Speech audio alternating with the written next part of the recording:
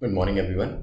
Current affairs की series में 11th of April पे हम पहुंच चुके हैं और 11th ऑफ अप्रैल में द हिंदू और पीआईबी के जो करंट अफेयर्स हैं इनको एमसीक्यू के थ्रू करेंगे। आई होप आपने कल जो मैराथन का सेशन था उसको एंजॉय किया होगा। Marathon sessions are quite important nowadays because आपका एग्जाम जो है वो अभी काफ़ी पास आता जा रहा है। इसी वजह से जो रिविजन है वो और भी ज़्यादा इंपॉर्टेंट हो गए। तो आपके जो मैराथन के जो सेशंस होंगे उन्हें बिल्कुल भी मिस मत करिएगा।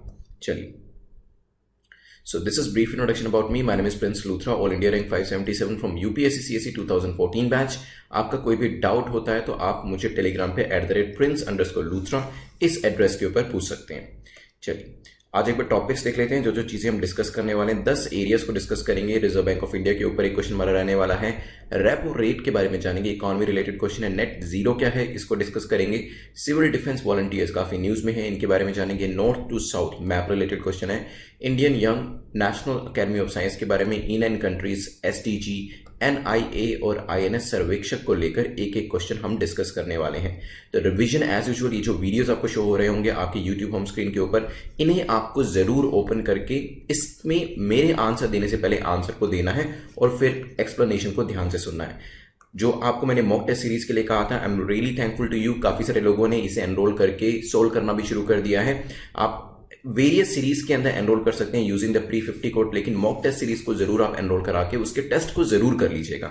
और यहीं पे ही रिवीजन के लिए अभी, बिकॉज यहाँ पे रिवीजन के लिए अब आपके पास ज्यादा टाइम नहीं है, 50 डेज रिवीजन सीरीज जो है इसको लॉन्च किया जा रहा है। इसका ब्रोशर बहुत जल्दी अवेलेबल होगा वेबसाइट के ऊपर, जिसको आप देख सकेंगे, जिसमें डे 1 में क्या क्या चीजें कवर करी जाएंगी, डे 2 में, डे 3 में, डे 4 में, ये सारा ब्रोशर के अंदर दिया होगा। ये सारे जो सीरीज हैं इनको आप exam.netmock.com पे चेकआउट कर सकते हैं। जल्दी से अपने टारगेट को सेट करें। कितना टारगेट सेट करेंगे आप, because this is the most important slide for you. और फिर आप 1 बाय 1 क्वेश्चंस को करिएगा और अपने टारगेट को अचीव करने की कोशिश करिएगा। जो कट ऑफ रखी गई है टारगेट के अंदर वो 6 रखी गई है, मतलब 6 एमसीक्यूज आपके ठीक होने चाहिए to be in the safe zone, या फिर 6 से ज्यादा। चलिए, चलते हैं आज के पहले क्वेश्चन के ऊपर। The first question, second question जो दोनों हमारे रहने वाले हैं वो इकोनॉमिक सेक्शन से रहने वाले हैं। यहां पर क्वेश्चन कहता है 2 स्टेटमेंट्स देके कि बताएं कौन सी स्टेटमेंट आपकी करेक्ट है। RBI has release the monetary policy report. तो RBI, Reserve Bank of India ने अभी मॉनेटरी पॉलिसी रिपोर्ट को निकाला है, हो सकता है। The repo rate is kept at 4%। Repo rate को 4% रखा गया है इसके अंदर। सोचिए। चलिए देखिए, टाइम टू टाइम जो आरबीआई है आपकी मॉनेटरी पॉलिसी रिपोर्ट को निकालता रहता है, जिसके अंदर वेरियस इंपॉर्टेंट रेट्स जो होती हैं, जिसमें आपकी रेपो रेट होती है, रिवर्स रेपो रेट होती है, marginal standing facility, bank rate, इनके बारे में तो आपको पता होना ही चाहिए। इनके ऊपर डेटा जो है वो निकाला जाता है, ठीक है। और ये कहीं ना कहीं बताता है कि इकोनॉमी हमारी कैसे जा रही है और फ्यूचर के अंदर हम उसे किस डायरेक्शन के अंदर लेके जाना चाहते हैं। रिसेंटली ये न्यूज थी कि आरबीआई यस अपनी मॉनेटरी पॉलिसी रिपोर्ट को लेकर आया, तो पहली स्टेटमेंट बिल्कुल ठीक हो जाती है। रेपो रेट को क्या 4% ही रखा गया। देखिए, इसके अंदर कोई भी बदलाव नहीं लाया गया है। रेपो रेट के अंदर कोई भी इसके अंदर चेंज नहीं लाया गया। दोनों स्टेटमेंट हमारी ठीक हो जाती है। आंसर क्या हो जाएगा? सी हमारा आंसर हो जाएगा। लेकिन यहां पर मैं आपको दिखा देता हूं कि रेपो रेट को 4% ही रखा गया, इसमें कोई चेंज नहीं किया गया है। रिवर्स रेपो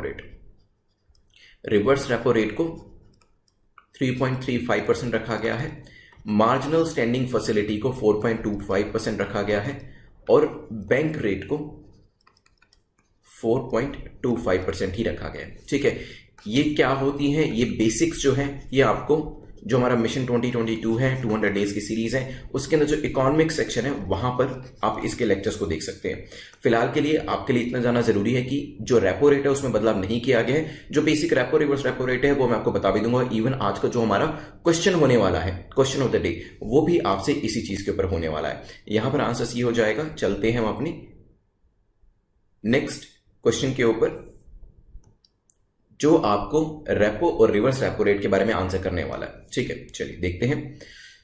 सेकंड क्वेश्चन हमारा यहां पे पूछता है the rate at which the central bank of a country, that is Reserve Bank of India in the case of India, lends money to commercial banks in the event of any shortfall of funds.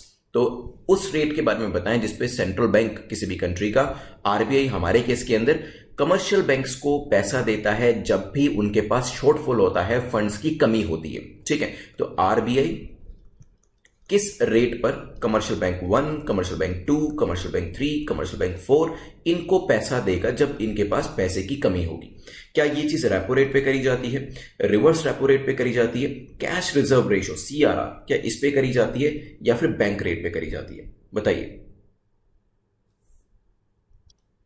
चलिए देखिए, इसके अंदर अगर आपने repo rate answer किया है आपका answer ठीक है, अगर आपने बैंक रेट आंसर किया तो भी आपका आंसर ठीक है। क्यों, अब मैं आपको बताता हूं। यहाँ पे देखिए, रेपो रेट वो रेट होती है जिसपे आरबीआई जो है वो वेरियस कमर्शियल बैंक्स को पैसा देता है, और वहां पर क्या होता है, जो ये वेरियस कमर्शियल बैंक्स होते हैं ये वेरियस सिक्योरिटीज को आरबीआई के पास रखते हैं। ठीक है, तो एक बार समझने की कोशिश करें। तो यहाँ पे आरबीआई वेरियस कमर्शियल बैंक्स को पैसा दे रहा है, ठीक है, सिक्योरिटीज के बदले। ये हो गई आपकी किस चीज पे किया जाता है, रेपो रेट, जो कि अभी 4% है। जब यही चीज उल्टी होती है, मतलब ये बिल्कुल रिवर्स हो जाती है, कमर्शियल बैंक्स जो है आरबीआई को पैसा दे रहे होते हैं और सिक्योरिटीज को वापस ले रहे होते हैं, that is called the reverse repo. ठीक है, वो रिवर्स रेपो कहलाता है, वो रिवर्स रेपो रेट पे किया जाता है। Reverse repo rate is the rate at which RBI borrows money from commercial banks with in the country.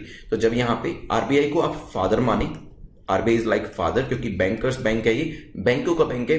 जब ये अपने बच्चों को, मतलब छोटे छोटे बैंक्स को पैसा देता है, C1, C2, C3, commercial bank 1, commercial bank 2, commercial bank 3, तो ये रेपो रेट पे देता है। ठीक है, लेकिन जब बच्चे फादर को पैसा देते हैं वो एक रिवर्स सिचुएशन होती है। ठीक है, कोई यूजुअल सिचुएशन तो है नहीं, तो वो रिवर्स रेपो रेट कहलाता है। ठीक है, तो रिवर्स रेपो रेट में क्या होता है, commercial banks they give money to RBI, और कह सकते हैं कि RBI borrows money from commercial bank within the country.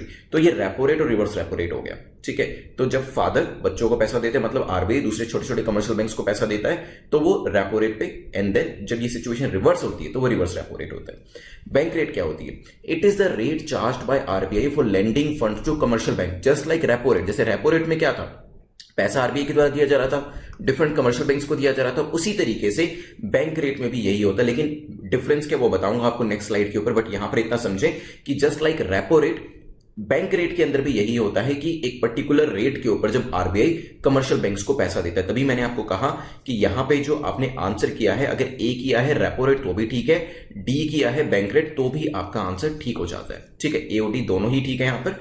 अब मैं आपको बताता हूं मेजर डिफरेंस दोनों के बीच में क्या होता है, क्योंकि रेपो रेट बैंक रेट दोनों के अंदर पैसा दिया जा रहा है, किसके द्वारा पैसा दिया जा रहा है, बैंक आरबीआई के द्वारा वेरियस छोटे छोटे कमर्शियल बैंक्स को।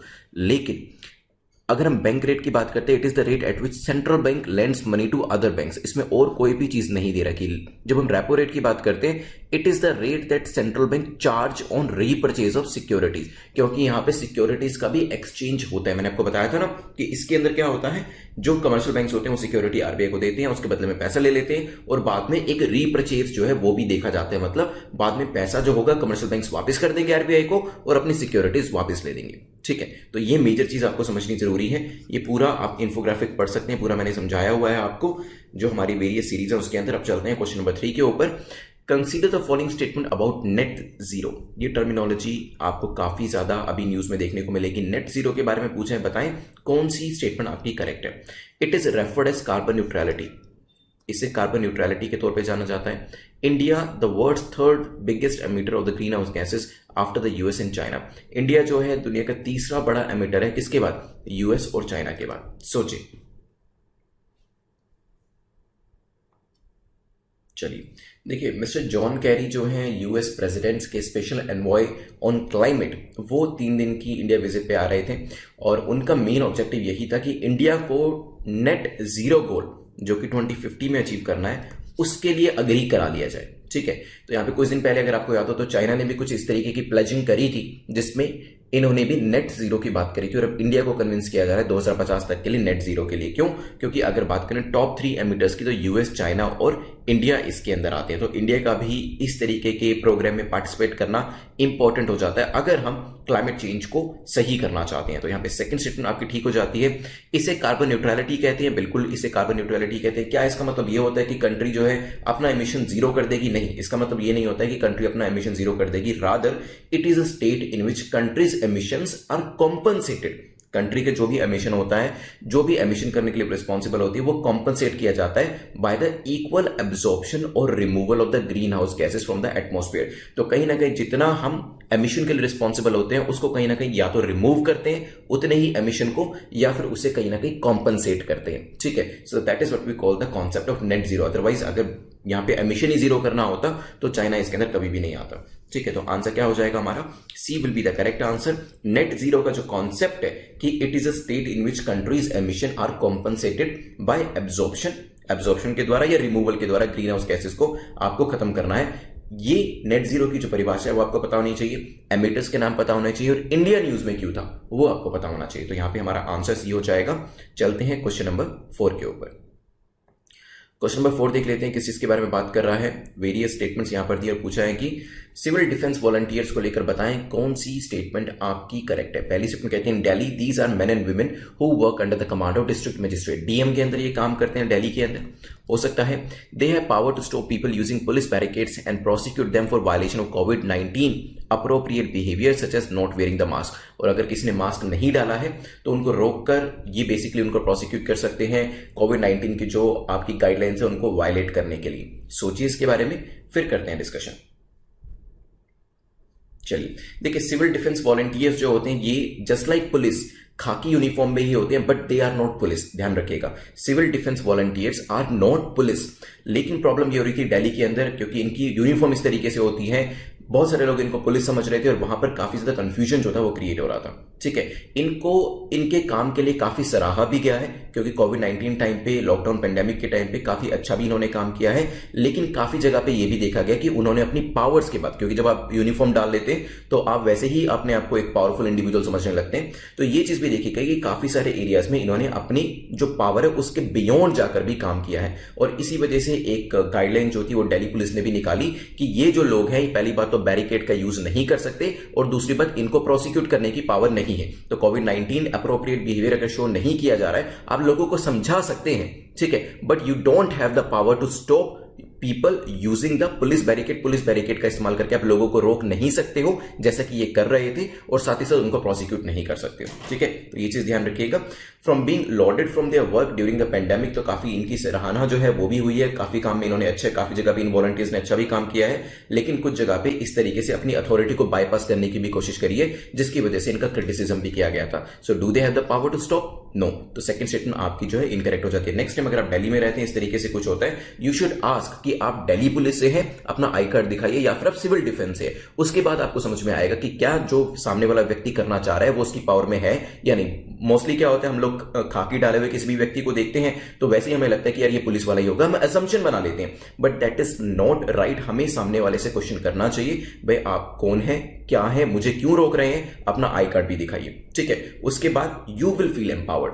पहली स्टेटमेंट की बात करें, in Delhi these men and women who work under the command of district magistrate, DM के अंडर में काम करते हैं। बिल्कुल ठीक है, अगर आप किसी भी सिविल डिफेंस से पूछेंगे तो वो आपको यही बताएंगे कि मैं एसडीएम ऑफिस की तरफ से आया हूं, मैं उनको रिप्रेजेंट कर रहा हूं। ठीक है, तो ध्यान रखिएगा, ओवरऑल कमांड जो होती है दैट लाइज विद डीएम, आपके जो डिस्ट्रिक्ट मजिस्ट्रेट होते हैं। ओवरऑल उसके भी ऊपर जो कमांड होती है, वो जो सभी डीएम्स के ऊपर जो एक सीनियर डीएम होते हैं वो होते हैं डिविजनल कमिश्नर, उनके पास ये पावर होती है। ठीक है, so they do not have the power to stop people using police barricade and prosecute them for violation of कोविड-19। ये चीज ध्यान रखिएगा। आंसर हमारा क्या हो जाएगा? A is the correct answer. Civil defence के लोग कैसे बेसिकली दिखते हैं यूनिफॉर्म के अंदर, मैं एक बार आपको यहां पे एग्जांपल के थ्रू दिखाता हूं, और next time you have to be very very careful. चलिए, सो चलते हैं नेक्स्ट क्वेश्चन के ऊपर, which is question number 5। Map related question है आपका, देख लेते हैं एक बार। सो हमें नॉर्थ टू साउथ 3 ये आइलैंड्स जो इनको दिए हुए हैं, इनको पुट अप करना है, ईस्ट, वेस्ट, नॉर्थ, साउथ, और हमें क्या करना है, नॉर्थ से साउथ डायरेक्शन में इसे लगाना है। सेशल्स आपको दिया है, कोमोरोस दिया है, मेडागास्कर दिया है, लगाएं इसे नॉर्थ टू साउथ। क्यों ये क्वेश्चन बनाया गया? क्योंकि पीएम मोदी एंड सेशल्स के जो प्रेसिडेंट हैं उन्होंने काफी सारे प्रोजेक्ट्स जो है अभी सेशल्स के अंदर, इंडियन प्रोजेक्ट्स जो हैं उनको इनोग्रेट किया है जॉइंटली। ठीक है, तो हमारे प्राइम मिनिस्टर जो हैं वो भी इसमें शामिल थे, उन्होंने जॉइंटली इनोग्रेट करे ये सारे के सारे जो प्रोजेक्ट्स थे जो कि इंडिया की तरफ से सेशल्स के अंदर लाए गए हैं। और इसी वजह से सेशल्स न्यूज में था, और हमने जो इसके आसपास के जो आइलैंड्स थे उनको भी लिया है, और आपको नॉर्थ टू साउथ लगाना है। प्राइम मिनिस्टर क्यों इतना ज्यादा इंटरेस्ट ले रहे हैं? क्योंकि प्राइम मिनिस्टर का फेवरेट एरिया है Sagar, security and growth for all in the region, जिसके अंदर सेशल्स भी एक इंपॉर्टेंट रोल प्ले करता है। क्योंकि जब हम सागर की बात करते हैं हम इंडियन ओशन की बात करते हैं, और उसमें सेशल भी शामिल होता है। जल्दी से बताएं क्या आंसर होगा, फिर डिस्कशन करते हैं। चलिए एक बार मैप के ऊपर दिखाता हूं, सेशल्स, कोमोरोस, मेडागास्कर को लगाकर कौन कौन कहां पे फॉल करता है। सो दिस इज सेशल्स, छोटे छोटे आइलैंड्स का ग्रुप है, फिर नीचे आपको कोमोरोस दिख रहा है और नीचे फिर आपको मेडागास्कर दिख रहा है। तो सेशल्स नंबर 1 पे है, फिर कोमोरोस है और फिर मेडागास्कर है।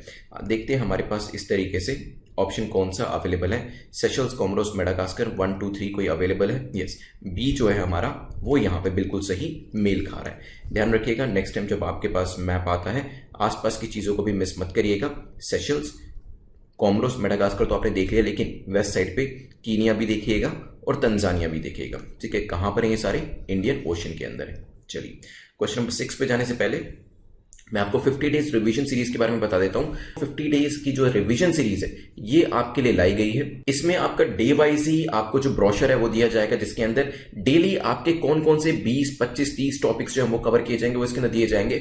मैक्सिमम टू मैक्सिमम एक दिन में हम कोशिश कर रहे हैं कि आपके 70 to 80 टॉपिक्स जो है वो रिवाइज आपको कराए जाए, so that by the end of this 50 days revision का जो आपका पूरा सीरीज बन जाता है, इसके अंदर कोशिश करी जा रही है कि आपको 4 से 5 हजार कॉन्सेप्ट जो आपने पूरे साल में पढ़े हैं उसकी रिवीजन अच्छे से हो जाए। डे वाइज रिवीजन होगी और टॉपिक वाइज रिवीजन होगी तो ज्यादा टाइम भी नहीं लगेगा।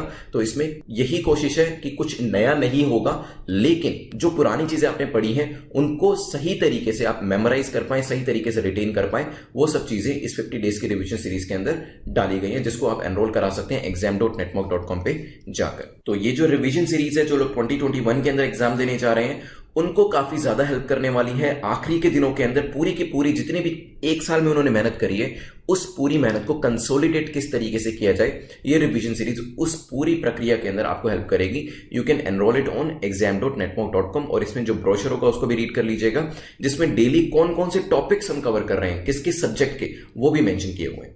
चलते हैं नेक्स्ट क्वेश्चन के ऊपर, which is question number 6। Next question INYAS के बारे में पूछा गया। इट वाज फाउंडेड बाय, किसके द्वारा इसे फाउंड किया गया था? नीति आयोग, सर्व, इंजा, नेशनल साइंस सेंटर। जल्दी से बताएं। चलिए देखिए, इनियास जो है that is Indian national young academy of sciences. It has launched a multi pronged nation wide mass awareness campaign to bust myths about कोविड-19 वैक्सीनेशन प्रोग्राम। कोविड-19 वैक्सीनेशन प्रोग्राम को लेकर भी बहुत ज्यादा मिथ्स जो हैं वो फैलाए जा रहे हैं, चाहे वो हमारी वैक्सीन को लेकर हो या फिर दूसरे प्रोग्राम्स को लेकर हो। उसको दूर करने के लिए ही इनियास ने एक multi pronged nation wide awareness programme जो है वो चलाया है, ताकि लोग इससे दूर ना भागे, रादर वैक्सीनेशन कराने में जो एक आप कह सकते हैं एंथुजियाज्म होता है लोगों की तरफ से, वो दिखाई देना चाहिए। Campaign will be carried out through the covac news Android based mobile application. INYAS जो है it was founded by Indian national science academy, INSA के द्वारा इसे फाउंड किया गया था। तो सी हमारा करेक्ट आंसर है इन 2014।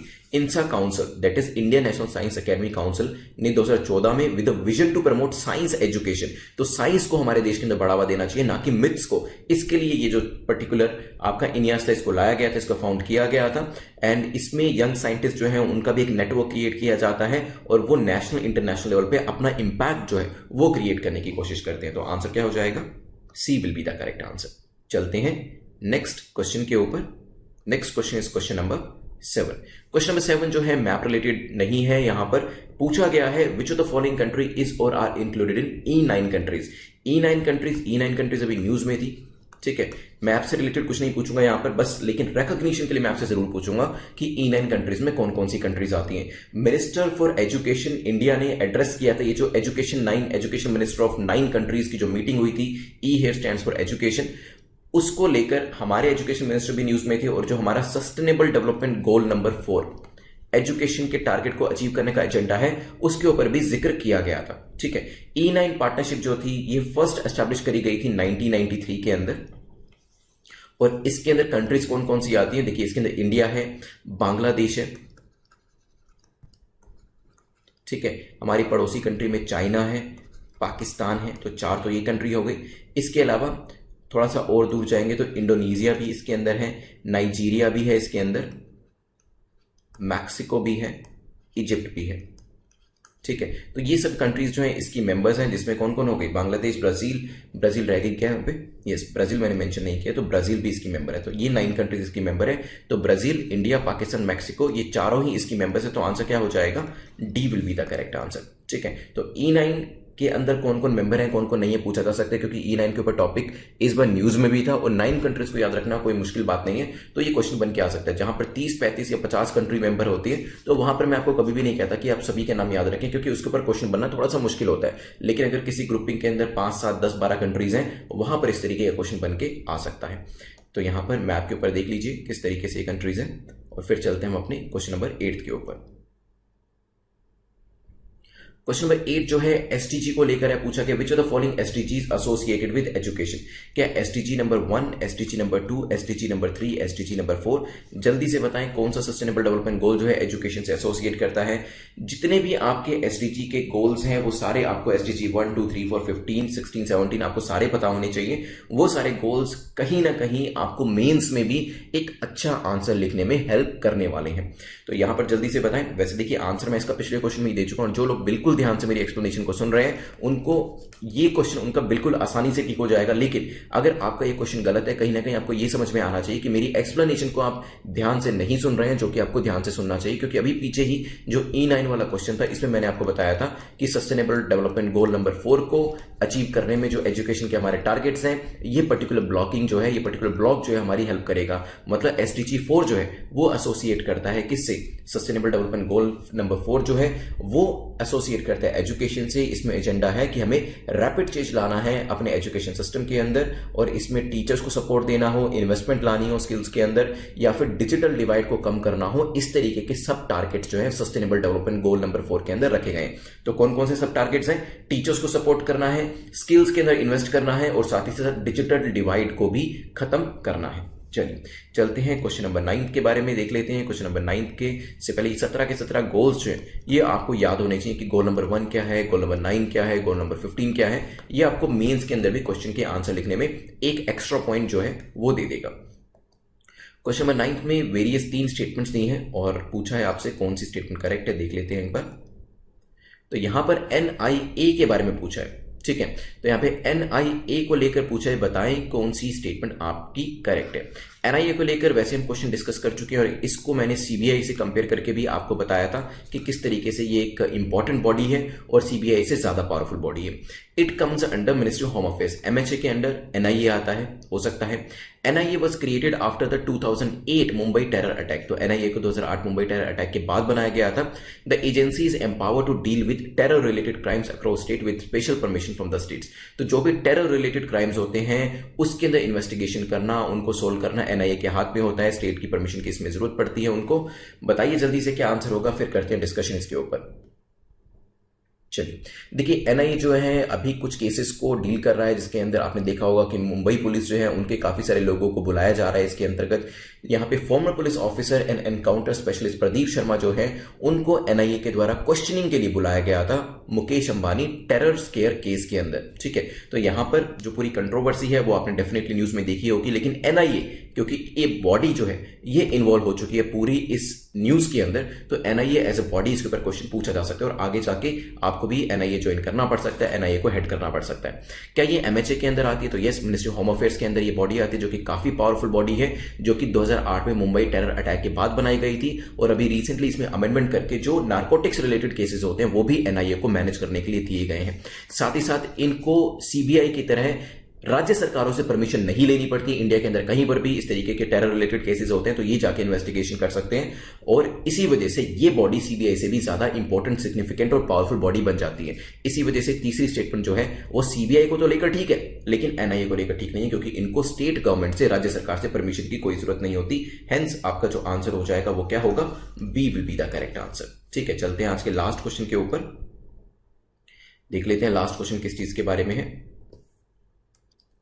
INS सर्वेक्षक को लेकर क्वेश्चन पूछा है, बताइए INS सर्वेक्षक, ये दिस इज सर्वेक्षक के बारे में पूछा है कि बताएं कौन सी शिप है ये। क्या ये कोई सर्वे शिप है, क्या ये कोई फ्रीगेट है, कोई सबमरीन है, या फिर नन ऑफ द अबव? सोचें इसके बारे में, फिर करते हैं डिस्कशन।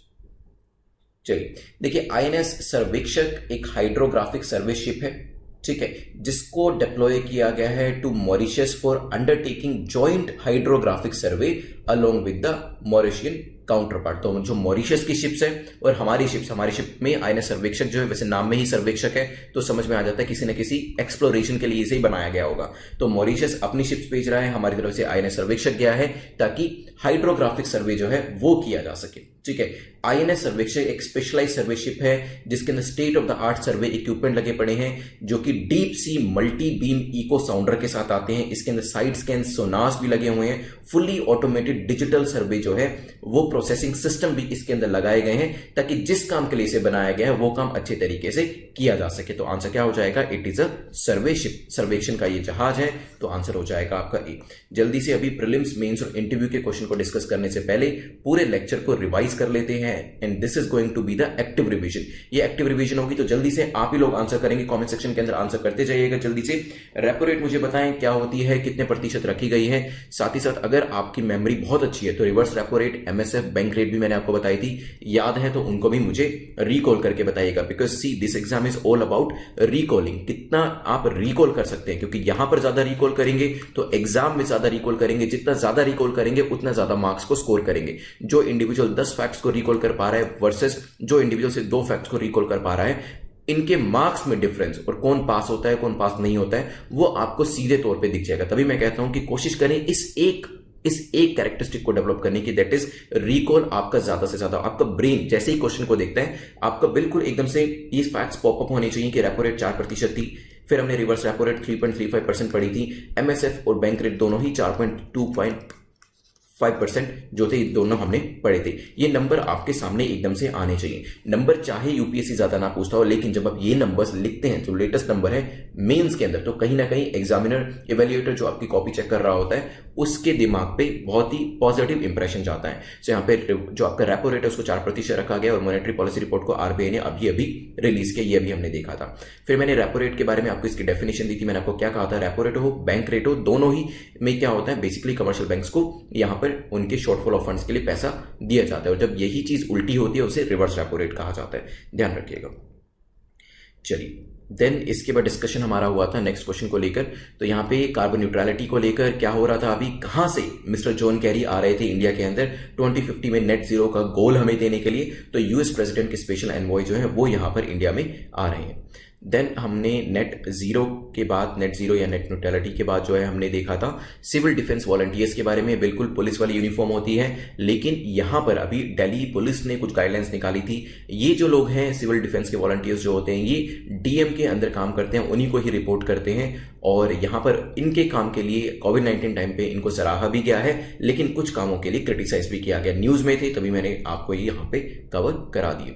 चलिए फिर इसके बाद डिस्कशन हमारा हुआ था नेक्स्ट क्वेश्चन को लेके, नॉर्थ टू साउथ लगाना था। सेशल्स सबसे ऊपर है, देन कोमोरोस है, देन आपका मेडागास्कर आता है, right. Seychelles, Comoros and Madagascar, Tanzania, Kenya देख लीजिएगा। रिवीजन की जो सीरीज है this is the time for you, आप इसमें एनरोल करा सकते हैं और आखिरी के जो 7 वीक्स आपके हैं 50 डेज जो है उनको आप बहुत अच्छे से यूज कर सकते हैं। देन हमने नेक्स्ट देखा था इनियास के बारे में। किसने फाउंड किया है इनियास को, जल्दी से बताइए। जो हमारे देश के अंदर एक साइंटिफिक माइंडसेट को लेके आना है, जो कि हमारी फंडामेंटल ड्यूटी भी है और डीपीएसपी के अंदर भी कहा है, उस चीज को अचीव करने के लिए इसको लेकर आया गया था डायरेक्टली इनडायरेक्टली। और इनियास जो है कोविड-19 वैक्सीनेशन प्रोग्राम के अंदर भी जो भ्रांतियां हैं उनको दूर करने में काफी इंपॉर्टेंट रोल प्ले कर रहा है। इंसा काउंसिल के द्वारा इसे 2014 में बनाया गया था। द नेक्स्ट क्वेश्चन में हमने डिस्कस किया था E9 कंट्रीज के बारे में। जल्दी से मुझे कंट्रीज के नाम बताएं कौन कौन सी कंट्रीज है। 9 कंट्रीज है, ब्राजील, इंडिया, पाकिस्तान, मैक्सिको, तो स्क्रीन के ऊपर है आपके सामने। लेकिन इसके अलावा और कौन कौन सी कंट्रीज है प्लीज कमेंट सेक्शन में उसको लिखें। इन 9 कंट्रीज के नाम आपको याद होने चाहिए और अगर आप कोई निमोनिक बना सकते हैं तो और भी बेहतरीन रहेगा, उससे ये चीज आपको हमेशा के लिए याद रह जाएंगी। एजुकेशन से रिलेटेड सस्टेनेबल डेवलपमेंट गोल कौन सा है? 17 गोल्स आपको 2030 तक अचीव करने हैं। उसमें जो एजुकेशन है वो एसडीजी नंबर 4 है। ये सारे गोल्स आपको रटे हुए होने चाहिए कि 1 पे कौन सा है, 5 पे कौन सा है, 7 पे कौन सा है, 9 पे कौन सा है, 11 पे कौन सा है। चलिए देन नेक्स्ट क्वेश्चन में एनआईए के बारे में डिस्कशन हुआ था। तो क्या स्टेट की परमिशन की जरूरत पड़ती है इसके अंदर, यस और नो, ये आप बताइए। 2008 में मुंबई टेरर अटैक के बाद इसे बनाया गया था, एमएचए के अंदर आते हैं और अभी Mukesh Ambani terror square case जो है उसके अंदर ये बेसिकली जो इन्वेस्टिगेशन है उसका काम कर रहे हैं। तो यहाँ पे स्टेट गवर्नमेंट की परमिशन की जरूरत नहीं पड़ती है। लास्ट क्वेश्चन में हमारा डिस्कशन हुआ था आईएनएस सर्वेक्षक के बारे में। आईएनएस सर्वेक्षक जो है एक सर्वे शिप है जिसके अंदर अलग अलग तरीके के इक्विपमेंट्स लगे हैं, जैसे कि deep sea multi beam echo sounder, side scan sonar, fully automated digital surveying processing system, ये सभी सिस्टम्स के साथ आईएनएस सर्वेक्षक जो है वो काम करता है। चलिए अभी यहाँ पे हमारी रिवीजन भी काफी अच्छे तरीके से हो गई है। प्रीलिम्स का आंसर जो आपको कमेंट सेक्शन के अंदर करना है, मैंने ये देखा कि काफी सारे लोग आंसर नहीं करते। मैं आपको यही कहूंगा कि प्लीज आंसर जरूर करें। अगर आपको नहीं पता है तो बेशक से गूगल पे आप टाइप करके इसे सर्च करें और फिर 1 लाइन आंसर उसे देने की कोशिश करें, क्योंकि जो चीज आप खुद यहां पर सर्च करके टाइप करके आंसर करेंगे वो आपको थ्रू आउट लाइफ आपको एक काफी लंबे समय तक के लिए वो चीज हमेशा के लिए याद रहने वाली है। तभी मैं आपसे रोज एक क्वेश्चन पूछता हूं, ताकि by the end of 365 days, एक साल की तैयारी के अंदर 365 चीजें आप कमेंट सेक्शन में आंसर कर चुके होंगे और उन चीजों को आप कभी भी नहीं भूलेंगे, क्योंकि आपको याद होगा कि ये क्वेश्चन सर ने पूछा था और मैंने इसका कमेंट सेक्शन में आंसर किया था। रेपो रेट क्या है ये आप मुझे बताइएगा, इसकी परसेंटेज कितनी है वो भी बता सकते हैं, लेकिन डेफिनेशन भी आप इसकी बता सकते हैं, जो भी आप इसमें बताना चाहें कमेंट सेक्शन के अंदर जरूर बताइएगा। देन मेंस के लिए जो क्वेश्चन है उसका आंसर कर सकते हैं, how the repo and reverse repo rate जो है वो इन्फ्लेशन को मैनेज करने में इंपॉर्टेंट रोल प्ले करती है। रेपो रेट और रिवर्स रेपो रेट का इस्तेमाल किस तरीके से किया जाता है इन्फ्लेशन को मैनेज करने के लिए। थोड़ा सा हिंट दे देता हूं, आप जानते हैं कि 4+-2% का जो एक बैंड है आरबीआई उसको फॉलो करता है इन्फ्लेशन के लिए। ये मैं आपको इसलिए बता रहा हूं, ये हम डिस्कस भी कर चुके हैं वैसे। तो 4+-2% का गैप जो है हम कैसे रेपो रिवर्स रेपो रेट का इस्तेमाल करते हुए मैनेज करते हैं। साथ ही साथ इंटरव्यू का क्वेश्चन भी देख लीजिए जो आपको आंसर करना है। तो यहाँ पे इंटरव्यूअर आपसे पूछना है that you are heading the state election commission, state election commission को आप हेड कर रहे हैं, how would you conduct election of legislative assembly of your state. तो आप स्टेट इलेक्शन कमीशन को हेड कर रहे हैं और आपके राज्य के अंदर लेजिस्लेटिव असेंबली के जो इलेक्शंस हैं वो होने वाले हैं, तो आप उसका नेतृत्व कैसे करेंगे, इस पूरी चीज को कैसे ऑर्गेनाइज करेंगे। काफी सब्जेक्टिव क्वेश्चन है, लेट्स सी, लेकिन इसके अंदर एक पर्टिकुलर पॉइंट भी है, देखते हैं कि कौन इस चीज को आंसर सही तरीके से कर पाता है। अपने आंसर्स को मेंस और इंटरव्यू के ग्रुप्स के अंदर पोस्ट कर दीजिएगा, दोनों ही ग्रुप्स जो टेलीग्राम के आपको प्रोवाइड किए हुए हैं, और दोनों के ऊपर आप अपने आंसर्स को पोस्ट कर सकते हैं। प्री 50 कोड को यूज कर लीजिएगा, प्री 50 कोड से आपको सीधा 50% डिस्काउंट मिल जाएगा। चाहे आप मॉक टेस्ट सीरीज लेना चाहते हैं, 2023 की सीरीज में एनरोल कराना चाहते हैं, 100 डेज या 200 डेज की सीरीज चाहते हैं, या फिर नेक्स्ट ईयर जो आपका मिशन यूपीएससी 2022 फाउंडेशन कोर्स है इसमें आप एनरोल कराना चाहते हैं, तो this is the high time for you, आप प्री 50 कोड को यूज कर सकते हैं।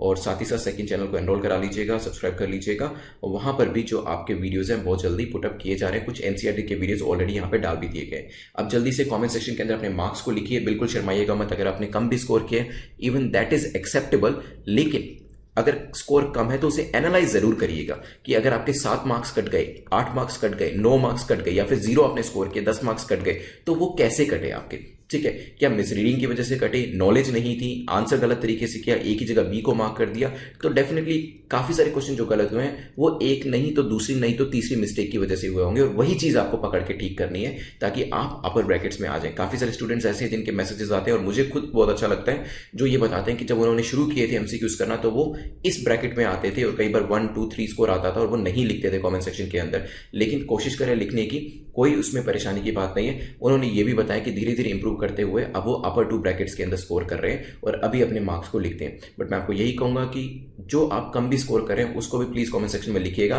और उससे मोटिवेशन लेके अपने मार्क्स को इंप्रूव करने की कोशिश करिएगा। टेलीग्राम के ऊपर इस पूरे लेक्चर की पीडीएफ आपको मिल जाएगी, जिसका लिंक नीचे डिस्क्रिप्शन में दिया गया है। Thanks for watching this video, have a nice day, I will see you very soon, take care.